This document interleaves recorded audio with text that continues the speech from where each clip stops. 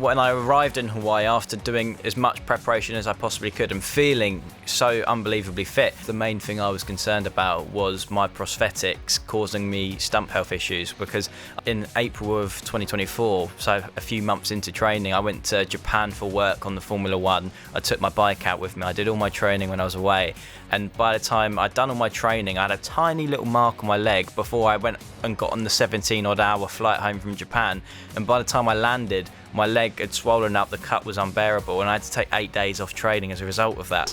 What did you think of the opening race of Formula One? I mean, super exciting. It was crazy, wasn't it? Super exciting, absolute carnage. Who do you fancy for the title this year? It's hard to bet against one of the McLaren drivers. I think if this is a year for Lando, for Oscar, they've got a car that looks like it's capable of winning the championship. And Finn says, could you ask Billy why he left on the last stage of Race Across the World? Well, if you watch the documentary, you'll be able to see the reason why I had to leave. So yeah, watch it. Oh my gosh. Sometimes the stars align, don't they? And today's one of those days. It really is one of those days. It's a beautiful day. It's International Happiness Day. It's the hottest day of the year so far. It's the spring equinox on the same day. Well, hotter than Ibiza. And we have the greatest guest we could ever have on today, ever. Out of the 7-odd billion people on the planet, if I could choose from any one of them today, I would choose the guest we have on now. I am so happy he's here. You can hear it in my voice. Hopefully you can feel it in my heart. Vassos, over to you. Our next guest is going to make you feel completely inspired and a little bit lazy. He's the racing driver turned TV presenter who's taking on the double amputee IRONMAN World Record for comic relief. Billy Monger, The Race Is On, is available now on the iPlayer, and we always hunger for Billy Monger! Wow. What a reception. It's Billy Eight Legs Monger. Would you like to explain how come you're Billy Eight Legs Monger? Well, yeah, there was about 8+ legs in the process of preparing for the Ironman in Hawaii. That's the amount of legs I ended up like scattered in my room with. It was a bit much. Your show last night was so good. I just wasn't ready for it, Billy. I thought I was ready for it. I was geared up and I'd girded my loins and tried to sort of seal my tear ducts because I'd sort of had an idea what might be coming, but I had no idea to what extent. It's so full of love. It's so profound. Congratulations. What was the reaction like in the social media sphere last night while the show was going out on BBC One? Yeah, it was really good. So after the documentary came out, I went on Instagram Live and sort of, just had a little chat to a lot of people, because a lot of people wouldn't have known me potentially before watching that doc last night. So I wanted to give them, the opportunity to ask any questions and, to ask about the process, because it was a year of my sort of time compressed into an hour, so there was still, bits that they might have been intrigued about.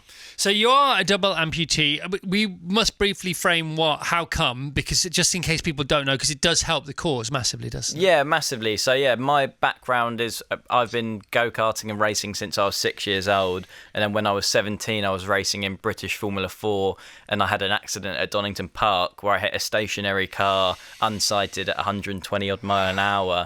And as a result of that, became a double amputee. So that for me was obviously a big shift and huge moment in my life. Yeah, and the motorsport world came out to support you. What are your memories of that now, so many years on? Yeah, for me, as just a young kid who wanted to be a Formula One driver, and that was my dream and my sort of plan of action, to wake up after being in a coma for a few days, to have these injuries.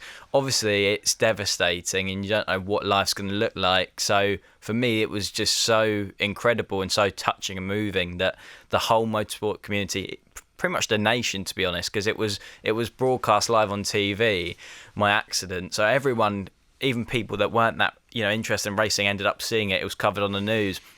I had so much support, so much help and guidance in a moment that I really needed it. And that's something which for me, because of the amount of support and guidance I got, that's inspired me for these documentaries, for comic relief, these challenges, because it's about me giving back now. Yeah, it's incredible, isn't it? Your journey is so incredible because obviously what happened to you was horrible. It was so unfair what happened to you, but all you feel now is gratitude. Yeah, because there's no way in a million years if you'd said to 6-year-old me, even 17-year-old me, oh, you're going to go and try and break a world record at the IRONMAN World Championships. Like, that would never have been across my agenda. So as much as my accident has, shifted, the things that I do and how I live my life, it's given me great, opportunities, and I've met some amazing people off the back of it. So there's, as much as, it's a tough thing to go through, I wouldn't change it. Yeah, incredible. And what you've done with it, the way you've weaponized it, do you know what I mean?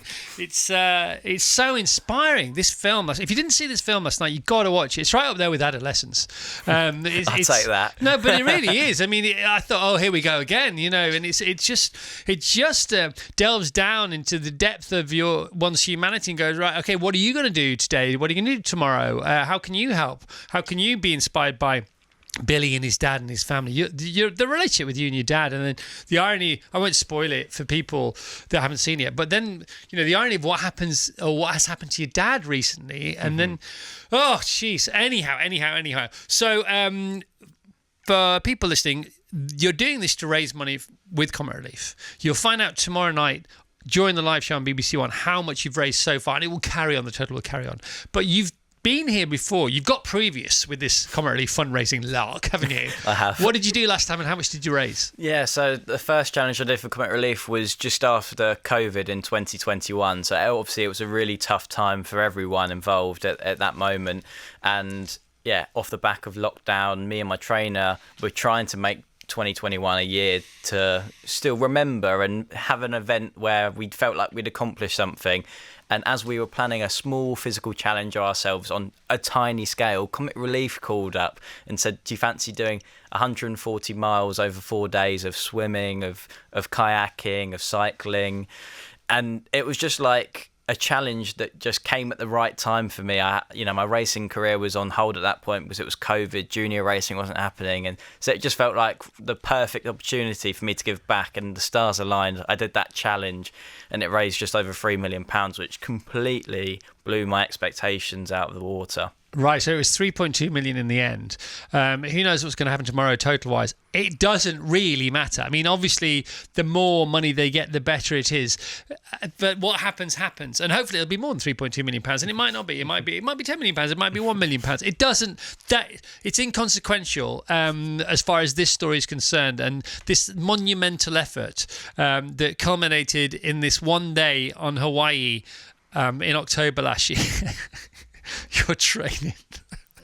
We've had so many WhatsApps because so many runners listen to the show. Yeah. Going, I'm going to be thinking about Billy when I'm struggling at mile 17, 18. It's all about them. And I thought the same. Last night I thought, this is going to help me get through the marathon. How selfish a thought is that?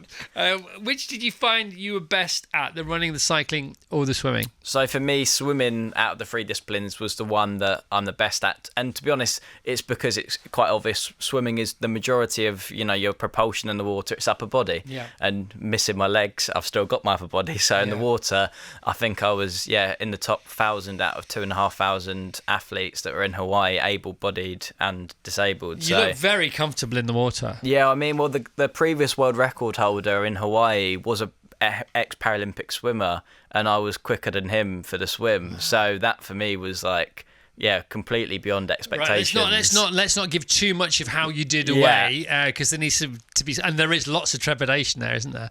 Vas and I were talking just before you came on about the fact that your coaches, you had a couple of brilliant coaches. What are their names again? Will and Mark. Yeah, shout out to Will and Mark, and everybody else who was involved as well. Your wonderful mum, your girlfriend, everybody. Precision Hydration, who were very much involved, weren't they, as well? Well done to those guys. We know those guys anyhow.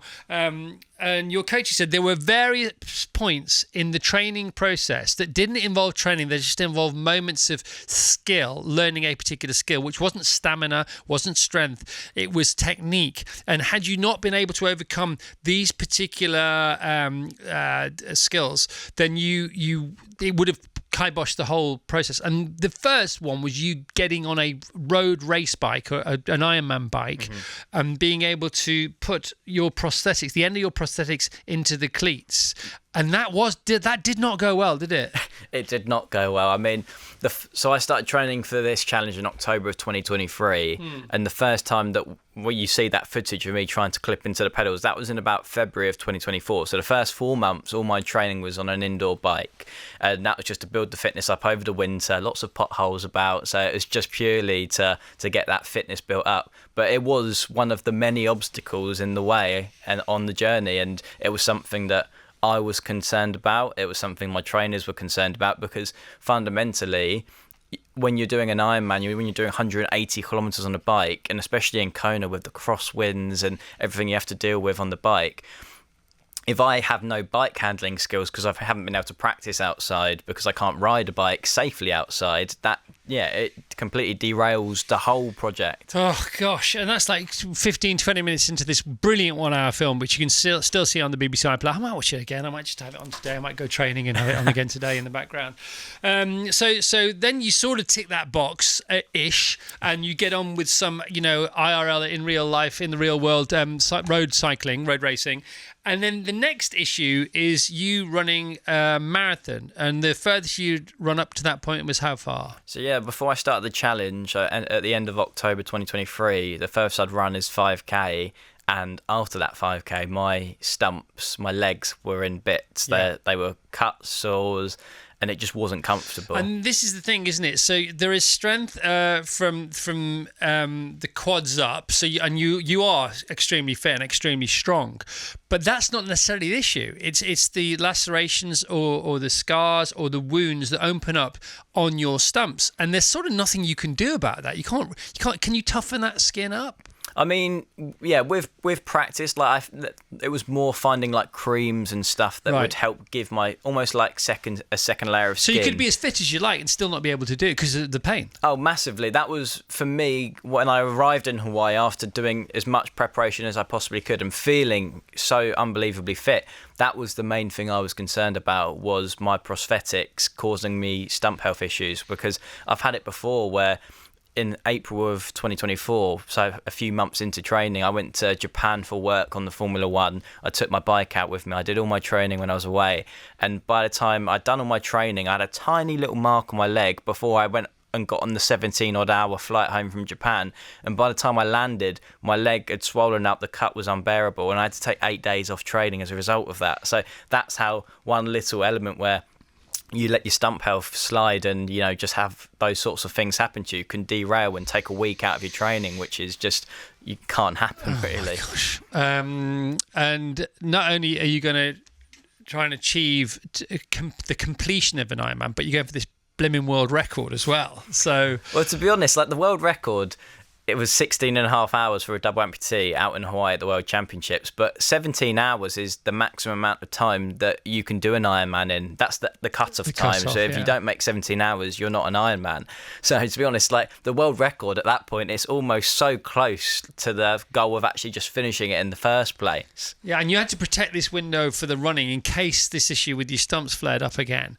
Now, I have never come close to an Ironman. However, I am sitting on the right of, and you are sitting opposite somebody who's done how many Vassos? 2 Ironmen. All right, so you watch this program. Now you know how it is to do one able-bodied, and you're super fit. How did it make you feel? I was so inspired. It took me back to the training. I remember how much training you have to do, because you've got to spend 4, 5, 6 days a week in the pool. You've got to put in the hours in the swimming pool. You've got to do all of the running. But you've also got to do many, many hours on the bike, because actually the majority of the Ironman, time-wise, is the bike ride. So it's just how you fit the training around day-to-day life. And you had a really busy year. I really worried for you all the way through the show. Yeah, I think, my year was super busy. And the start of the first 6 months of the year, basically, I tried to fit a year's worth of work and day-to-day commitments into 6 months so that it would free up the last few months before Hawaii so I could be solely focused on that, because it needed the last few months to go absolutely perfectly where I couldn't balance anything. And where did you do your Ironman's fastest, and what were the conditions like? Because it was really windy in the end for you, wasn't it? Yeah, on the bike, because you sort of saw from the overhead shot of the island of Hawaii overhead and how long basically you're cycling. And you're right on the coast, aren't you? Right on the coast, so you're exposed to those crosswinds, which are horrible. Well, I cycle into work and I get grumpy on my 9-mile commute if I have to cycle into a wind. Having to cycle for 60 miles into a wind and then turn around and think there's a high chance that I'm going to turn around, do a 180-degree turn, and I'm going to have to cycle 60 miles back into the same wind because the flipping wind has turned around. That messes with your head, doesn't it? Yeah, and I think as well the bike course for me it is a real mental battle in Hawaii because you're along the coast, you can basically see like halfway around the island to a bit of coast that you eventually need to get to. So you're almost like fighting that battle where you can sort of see how far you still got to go, killer. And you're just chasing You it down, don't and you wanna feel know, like do you're you? not moving. That's why we like a sort of snake path. You know what I mean? Because Yeah. you don't know what's around the corner, and Exactly. it's compartmentalised for you. How did you do? What did you find was where did you do them? And what did you find was the hardest discipline? How did you do? And what other parallels did you notice last night? I mean, the training took me right back. I find there's so much stuff to think about, and you know me, I'm not a planner. I would turn up sometimes. I once turned up with the D-lock still attached to my bike, and I'd forgotten the key because I just did. I didn't want to do it. Any excuse Yeah, will I was do. about to say that is a good excuse. Well, no, I did it, and then people were going, "You're not going down the shops now, mate." So one of them was in Nottingham, one of them was in Bolton. The Bolton one was quite hilly and quite windy. The Nottingham one was nice and pancake flat, basically. So obviously you found the running easiest. Nottingham, where you did your half. That was my first ever Yeah. half Ironman I did Yeah. in Nottingham. Yeah. Yeah, exactly. Yeah, the that's same. in there. That's fun, isn't it? Yeah. Yeah, because you were surprised how hard the half was. Yeah, at that stage, That's when the BBC allowed swearing halfway through the programme. Yeah, I know. I was absolutely exhausted finishing that. And to be honest, I went into that first half Ironman, and my trainers, I think if you asked them how confident they were that I would finish the half marathon portion of it, because the run was the thing we were most worried about again with Stumpo, I think they would have probably said at that point 20-30%, because I got my running prosthetics in February of 2024 once I've completely had to reinvent how I ran. So I only had 3 months of running training to make sure they were comfy enough. You are bright as a button. I mean, you have a lovely way about you. You have a great aura. You're a great communicator. Just looking at your eyes now are saying more than most people could say in a lifetime of speech. What have you done since October? What do you want to do now? Where'd you go next? Because you are a figure, a towering figure of inspiration. Clearly, you know that. What are you going to do with it? Yeah, it's a good question. It's I've been in a bit of a limbo period since completing the challenge physically at the end of October. And then obviously the fundamental goal is to raise as much money for Comic Relief. So the focus for the last few months, in and amongst doing other things like Strictly Come Dancing Christmas Special, has been just trying to, make people aware of the documentary, to get people to watch it, to donate as much as they can. Yeah, keep the main thing the main thing. Yeah. So when Friday comes, it will feel like that project is, for me, truly finished, and I can move on to something else. And I've got something in mind.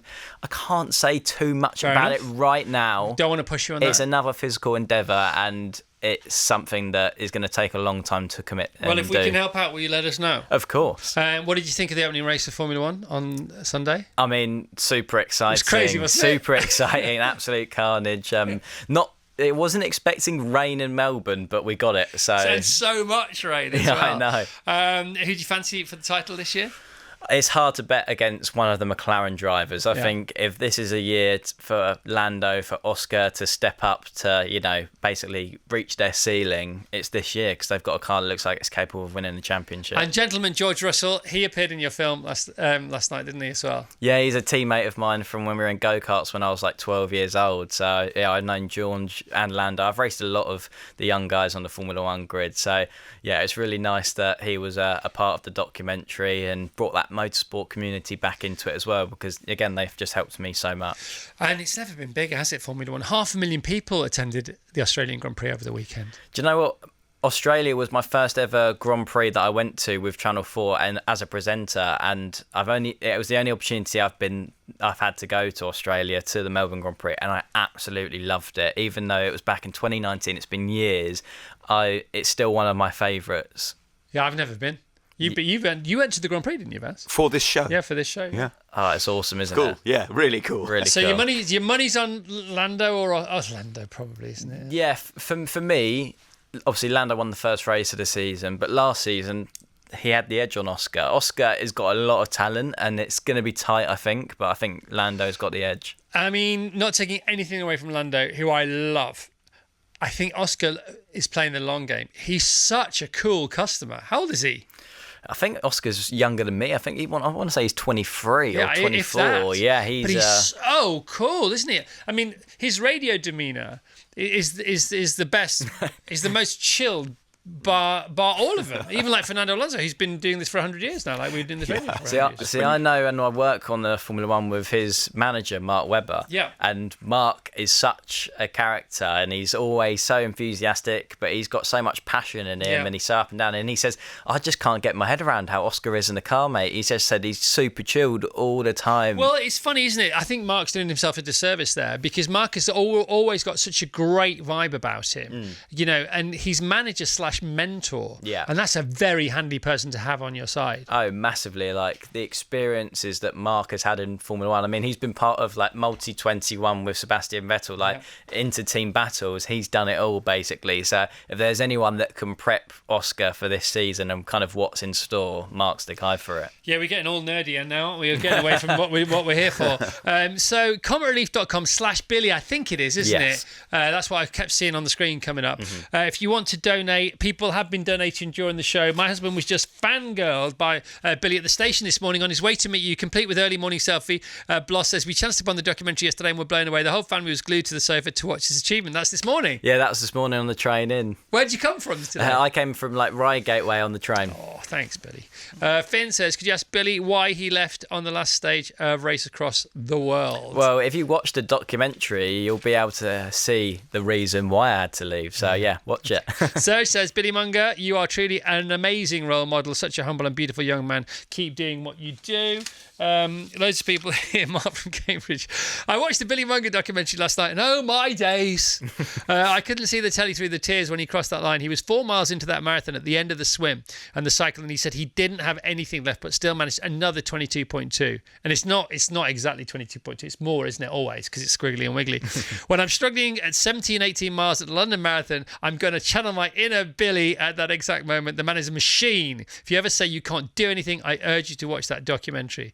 Are you going to be around for the London Marathon this year? Do you know what? I actually am. I'm going to be there as a spectator watching because my sister's doing it. So yeah, I'm going to be there. She's doing Paris and she's doing London marathons this year. So it's her second and third marathon. She did London last year, and that was the first time I'd ever gone to London Marathon and spectated whilst I was in the middle of my training. So again, that gave me an extra boost just seeing the atmosphere, and it's something that at some stage I'm going to want to do, the London Marathon for sure. It's great fun.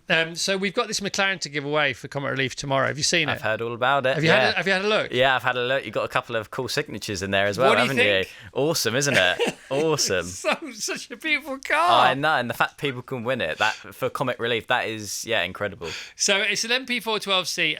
Have you reposted it yet for us? I will do. Because you know everybody in Formula One. I do. Can you emotionally blackmail them to reposting it, please? I would do my best. All right. And then we can sort of have a fundraising off.